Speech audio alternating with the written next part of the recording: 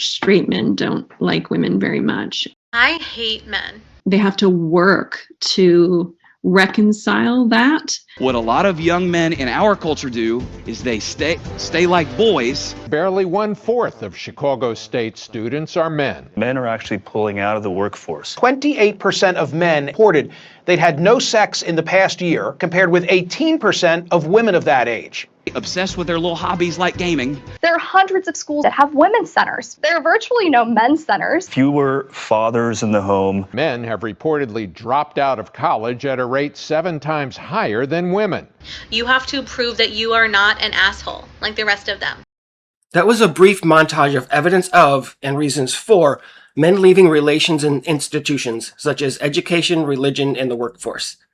Today's discussion actually begins with a question that I examined in a multi-part video series last fall.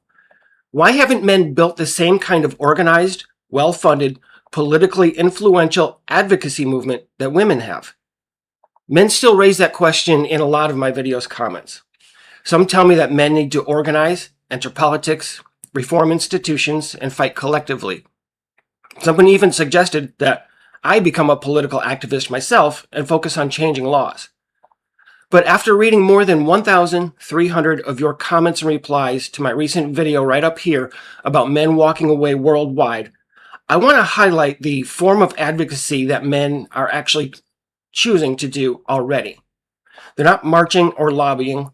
They're not waiting for institutions to acknowledge their concerns. They're withholding their participation. So this is not going to be a research or psychology-driven dive video. This is all about you and what you have to say.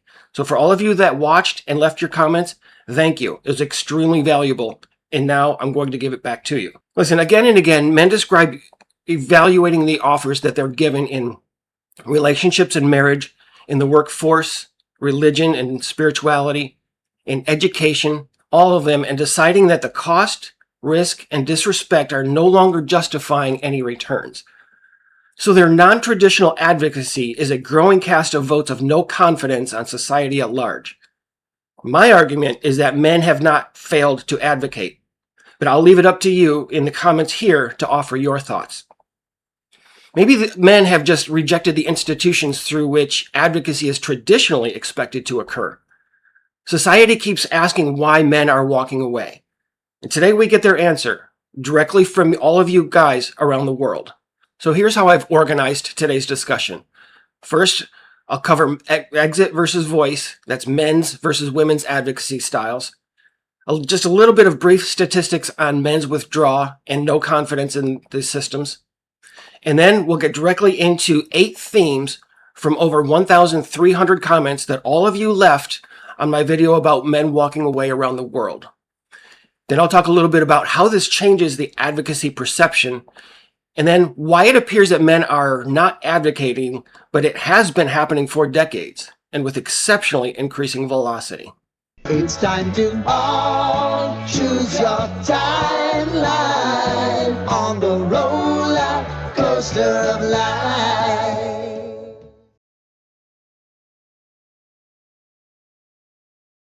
Let's start with the very basics. Albert O. Hirschman's distinction between exit and voice defines 2 fundamental ways that individuals respond to a decline in quality or dissatisfaction with an organization, business, or state. Voice involves expressing complaints or pushing for reform, while exit means leaving the group or switching to a rival product. As you can see, the distinction here is very clear. Voice and traditional advocacy, like that of women, required continued belief. In other words, confidence in change. And for that, one must generally believe some combination of the following. The institution can be repaired. The institution will respond to pressure. Collective action is worth the personal cost. Being a victim will produce support rather than humiliation. Others with the same grievance can be trusted to cooperate. And the eventual reward will justify any investments. Conversely, an exit is a vote of no confidence. That is a formal procedure in which a purposeful body, such as a legislator, a board of directors, or other group, officially declares it no longer trusts or supports a leader or governing body. It serves as a powerful mechanism for accountability and oversight. And as it relates here, many men no longer believe the conditions of voice exist. They have no confidence in the system and in institutions, so they're exiting. Exit offers something that voice cannot: immediate personal control. A man cannot force a university to change, but he can refuse to enroll, as they have been. He can't rewrite marriage or divorce laws, but he can decide to not get married and to not have kids. He can't redesign the mental health system or professions, but he can decline to use them. And for the first time in this channel's history, I want to do a quick sponsorship read. No, it's not BetterHelp. This video is sponsored by the subscribers who support this channel through YouTube membership. Those members help me keep producing research and deeper videos like this one without having to reshape the channel around outside sponsorships. In return, they get early access and members-only videos with more candid discussions about what I'm working on, what I'm considering, and even sometimes challenges with the channel. I'm also planning to add a Discord community as a membership benefit, which is actually included as a YouTube partnership with Discord. The goal is to provide private space for conversations outside of YouTube and eventually offer private live conversations.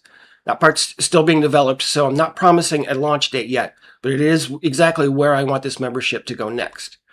So if you regularly watch my videos and want to support my work while becoming more involved in the channel, click the membership link in the description for just a few dollars a month.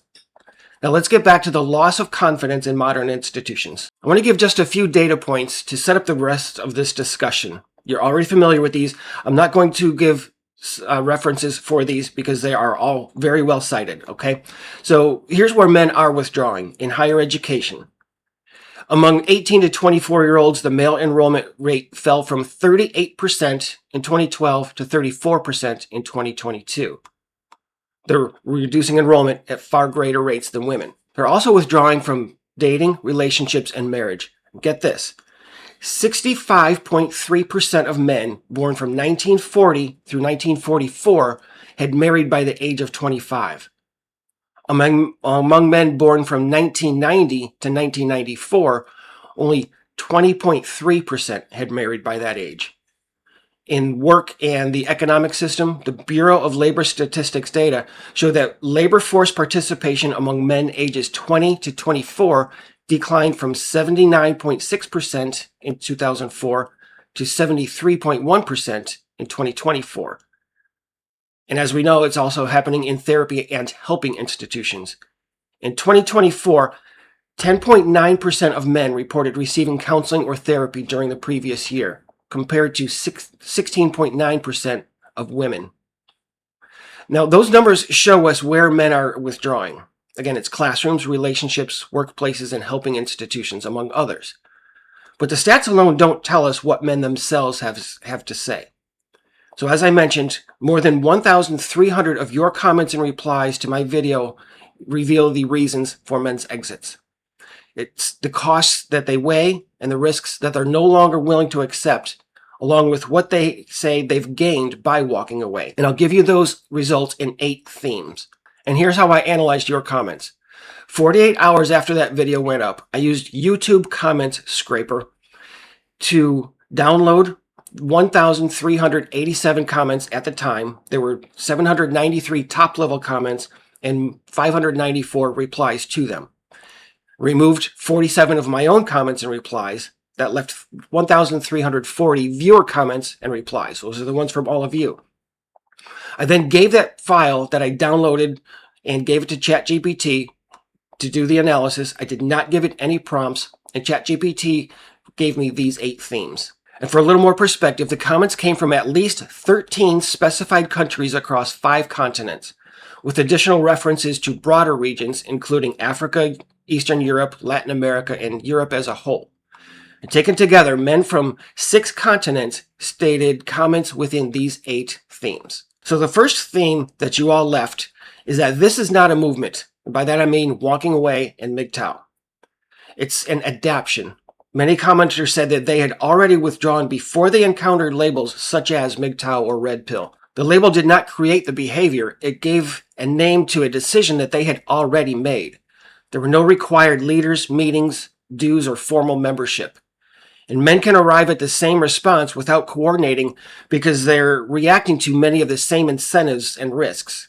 And this is why the pattern can appear organized even when it's decentralized. Similar conditions are producing similar decisions. So the takeaway from this one is that, again, it's not a movement that's recruiting men into withdrawal. It's an adaptation that men are discovering independently. The second theme is that the offer is no longer worth it. A large share of the comments included cost-benefit type language. Men describe comparing the expected rewards of dating, marriage, and family life with the financial, legal, and emotional exposure that's attached to those. Commenters repeatedly used phrases such as, "the juice is not worth the squeeze," and "the only way to win is to not play." Now, this framing matters because it's not primarily a claim that men hate relationships. It's a statement that the terms are unacceptable to them. So the takeaway is that these men are not asking society to improve the sales pitch. They're simply rejecting the offer. The third theme is that the legal and institutional risk is too large. Comments rarely discussed or indicated that relationships as a private arrangement between two people. Men repeatedly connected dating and marriage to family court, custody, child support, divorce, and allegations. And from their perspective, a relationship cannot be evaluated separately from the legal and social machinery that surrounds all of it. The potential consequences remain present even when a particular relationship appears to be healthy. Many guys described themselves as walking away from more than women. They're walking away from the systems that define and enforce the terms of the intimate relationships. So the takeaway with this one is women may be the people of focus, but the state and its institutions are part of that contract. A fourth theme that I noticed, and I really liked this one, withdraw is a lot of guys recovery. And the dominant emotional language here is that it's not always loneliness or defeat that they experience. Many men describe the peace, the freedom, and control of their time, along with relief from conscious conflict or expectation that we talk about so many times. Many guys describe rebuilding their finances, returning to hobbies, traveling, improving their health, and strengthening friendships outside of a relationship after stepping away from them. For men who had been married or involved in relationships, the long relationships, withdrawal was frequently described as regaining a life that had been consumed by obligation, instability, and even risk. So the takeaway here is that society sees what men give up. These men keep describing what they got back after going their own way. Theme number 5 is that men are unwilling, not unable. Many guys who left comments strongly rejected the assumption that men withdraw because they cannot attract women or maintain relationships.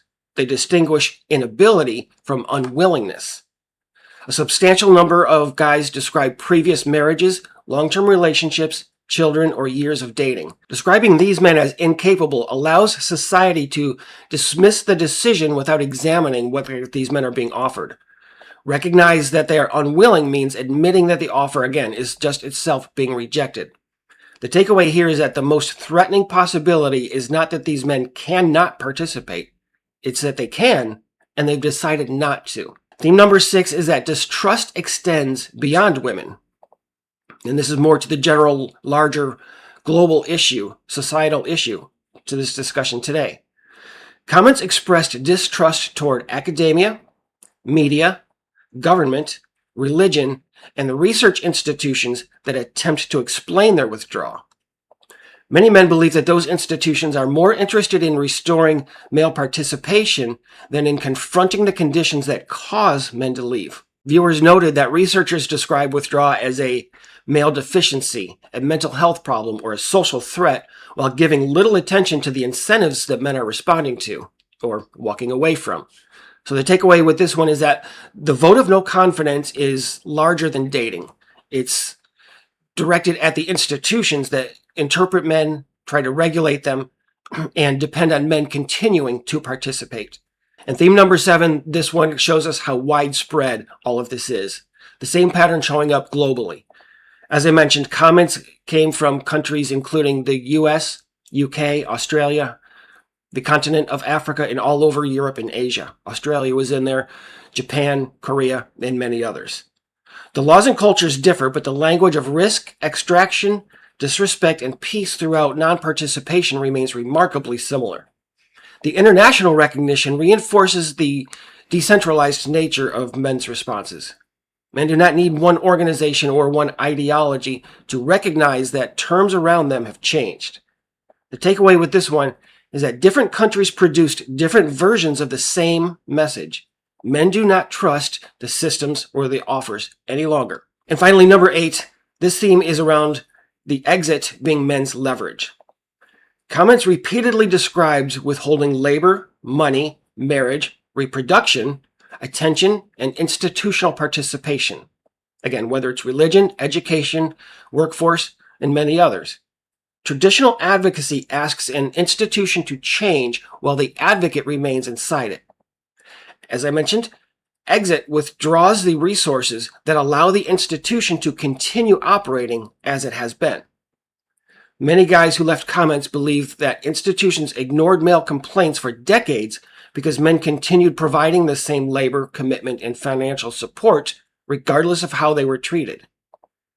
So this takeaway is that, again, voice means changing the terms, advocating to change the systems. Well, exit is, I'm rejecting this transaction altogether. So now a little bit about how this changes the advocacy perception that I opened up with. The original question was why men have not built an advocacy movement comparable to those of women and their movements. Men's comments suggest that the question may be incomplete. While women's movements demand a greater space inside societies and institutions, these men, and I'm guessing many of you, are communicating that they no longer want the space that they're given. Their response is not a petition, a platform, any type of march or lobbying campaign. It's an unorganized pattern created without coordination. Men independently withdrawing their participation. So my read is that perhaps men have not failed to advocate, but instead are doing it by voting no confidence. They are not participating in the methods through which advocacy is traditionally expected to occur. And here's why I think withdraw fits men better than that traditional advocacy. There's no coordination. Exit can happen one man at a time, as it has been for quite some time. There's also a control of outcomes. Institutional reform may take years, and it may never happen. But withdraw changes men's exposure immediately. There's also no victim identification. Traditional movements often require people to describe themselves publicly as disadvantaged or oppressed in order to get sympathy. Voting no confidence also avoids dependence. Whereas traditional advocacy requires men to trust leaders, organizations, donors, political actors, and other participants, their vote of no confidence eliminates all of that. Simply say no and turn around. Again, exit requires no representatives and no centralized authority. So men learned that voice doesn't work. People exercise voice when they believe that someone is listening. They exercise exit when their decision is already made. The university is hostile, so he does not enroll. The workplace is risky, so he stops striving and working harder.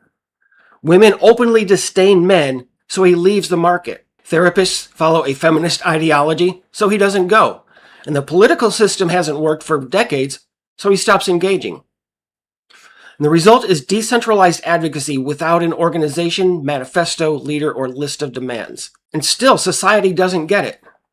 It's because they expect us to simply fall in line or become begging for help like traditional approaches of women's advocacy. They don't see our vote as of no confidence as advocacy. And because they don't see that, they explain declining male participation completely differently. Men are lazy. They're emotionally immature. They fear empowered women. They can't adapt. They've been radicalized online, and they suffer from toxic masculinity. So they can blame you without ever having to change, simply because you're not doing the traditional route. In fact, the institutional parallel with women in that regard is very similar. Society and institutions are not getting what they want, so they blame you. But moving on, let's get to the core of no confidence. We can debate the causes of every individual trend, and no single explanation obviously covers every man. But the overall common denominator is that every day and every year, fewer and fewer men have confidence in those institutions and industries. And it's all social feedback that's been disregarded since before most of you were even born. Men are withholding participation from institutions they no longer have confidence will reward, protect, respect, or even understand them. Whereas women's movements told institutions, we demand to have a place inside your institution. Men are communicating something very different. You can keep your institution. Now, I realize that some guys will still want to organize and advocate politically. But the truth is that hasn't worked for men in the past 50 to 60 years. And the advocacy by way of exit and casting a vote of no confidence, that has gotten attention. But what society and those institutions do in response, that's up to them. So some guys wonder why men are not organizing, speaking up, or fighting through political channels to advocate. But the comments that all of you wrote in that video of mine offer a very, very different reality. Many men no longer trust the institutions, so they're taking their time, labor, money, commitment, and attention someplace else. The clear message that I got from all of your comments is not a request for reform. It's a verdict. It's already been stated. The vote's already been cast. And I salute you for it. If you want to see that original multi-part deep dive that I did several months ago, click on that image right here on the screen. And for other deep dives, you'll see that on the screen as well. Thanks for watching to the end. Be careful out there, gentlemen, and I'll be back soon.